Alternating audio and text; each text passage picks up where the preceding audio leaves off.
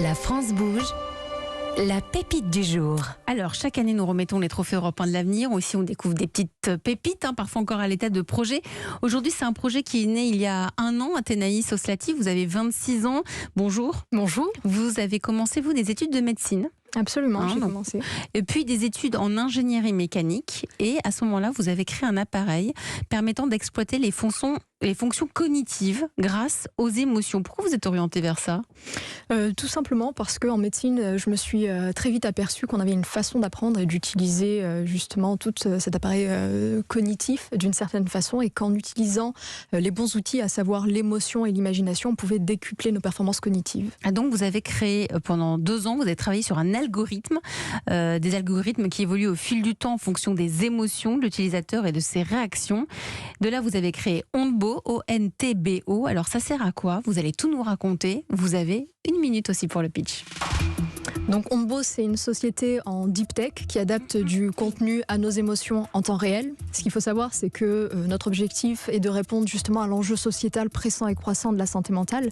Et donc j'ai voulu associer le numérique, la musique et les émotions pour créer donc ce premier produit qui est Orphée, donc ce dispositif de neurotechnologie qui est lié donc à une nouvelle génération d'intelligence artificielle qui permet de détecter, d'interpréter et d'adapter en temps réel nos émotions pour justement avoir une musique qui soit complètement en adéquation avec l'émotion que l'on recherche. Donc ce qu'il faut savoir, c'est que nous, on détecte votre état émotionnel du moment, vos goûts musicaux et l'émotion que vous recherchez. Donc c'est comme ça qu'on vous délivre les playlists adéquates, soit pour prolonger votre état émotionnel, soit pour passer d'une émotion à une autre. Par exemple, d'un état de stress, un état de relaxation.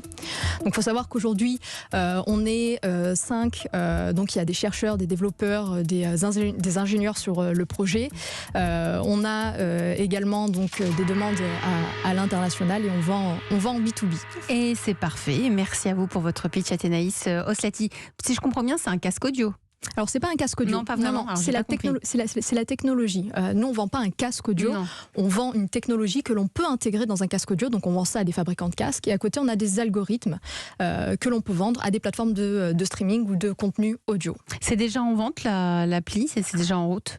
Alors, c'est créé. Maintenant, il faut industrialiser tout ça. Vous avez déposé un brevet, je crois, en juin 2021, qui n'est pas encore commercialisé, mais vous avez déjà estimé un prix Alors, c'est pas nous qui posons le prix, puisqu'on travaille en B2B, ce sera les marques individuellement qui vont poser le prix.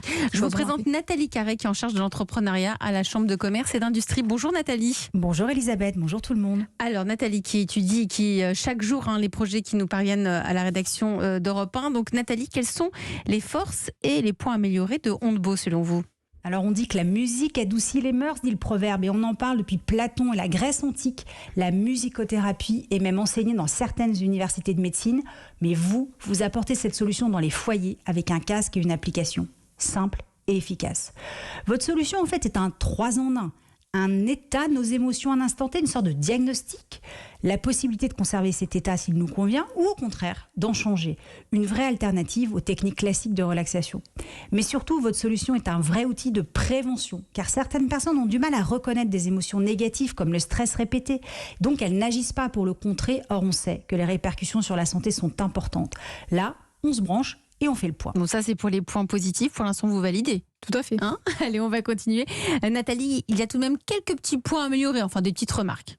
Alors, pas de points améliorés, mais quelques idées pour le lancement.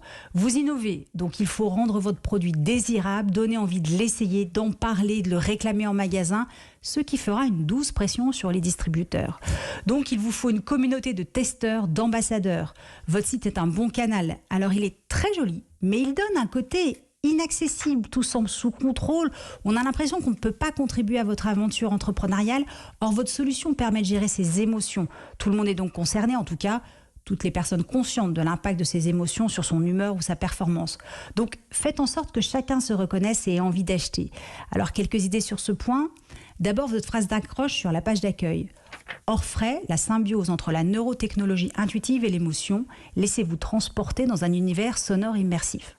C'est joli. Mais finalement, ça ne dit pas ce que vous proposez. On dirait un jeu vidéo, une nouvelle activité culturelle. Préférez la phrase que vous avez mise plus bas.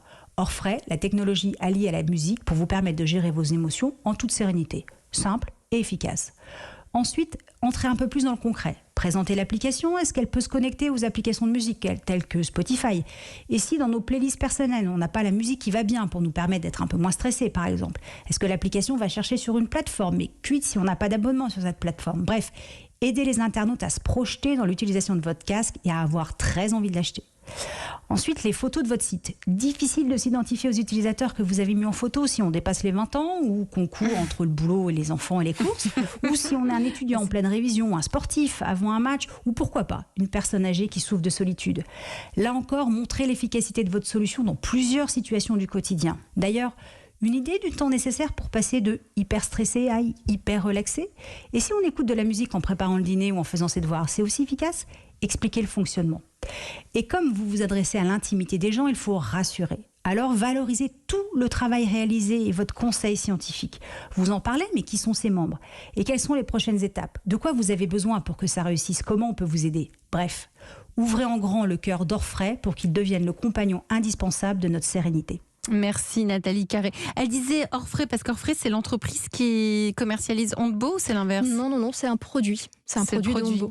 Un la produit société est Ondbo et le produit s'appelle Orfray. Mais concrètement, pour un exemple pratique, voilà, on l'utiliserait dans quel cas, votre appli? Par exemple, vous êtes dans un open space, comme juste à côté. J'ai vu que pas mal de personnes avaient déjà un casque sur les oreilles. Oui, parce qu'on écoute des sons, en fait, oui. c'est de la radio. C'est bien ce qu'il me semble. Ouais. Donc vous avez un casque, mais même en général, les gens mettent des casques dans des open space, tout simplement pour pouvoir créer leur univers, leur propre bulle. Et c'est à ce moment-là que généralement les gens l'utilisent pour passer d'un état soit de relaxation à un état de concentration. Et pour faire diminuer le stress. Et à partir de là, vous mettez en place des playlists pour pouvoir créer cette bulle sonore. Tout à fait. Je me tourne vers vous, Franck Le Bouchard, PDG de Devialet. Votre regard sur cette pépite?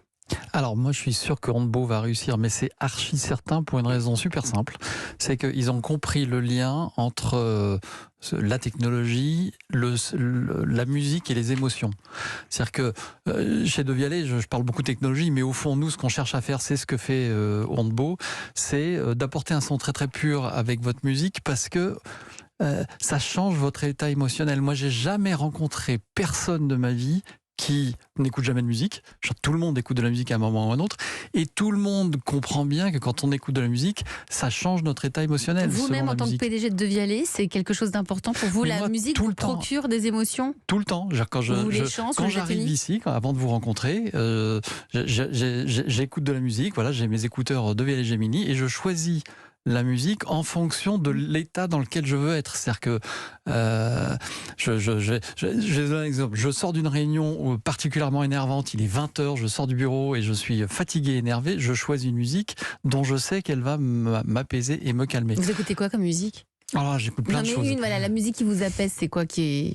la musique qui m'apaise, alors ça va vous paraître un peu bizarre, mais c'est du Dire Straits. Dire Straits, vous avez très bon goût, très bon choix, en tout cas de mon point de vue.